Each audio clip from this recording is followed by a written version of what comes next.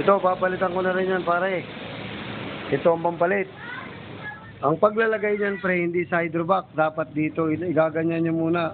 Ganyan. Baka yung mapabaligtad ha, ganyan ang pagkakabit yan. Kailangan hindi gano'n ha. Hindi ganyan, ganyan. Yan, papasok nyo sa piston.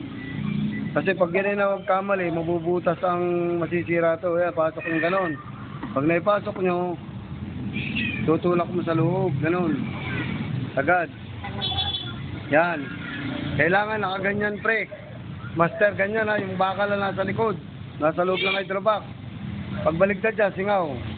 Para pag ipasok ng master, kasama na siya. Wala yung lock. Kaya isasama ko siya, nakabalot sa karton. Kaya ganyan na kasi dahil itong labi na to. Yan ang puproteksyonan dyan.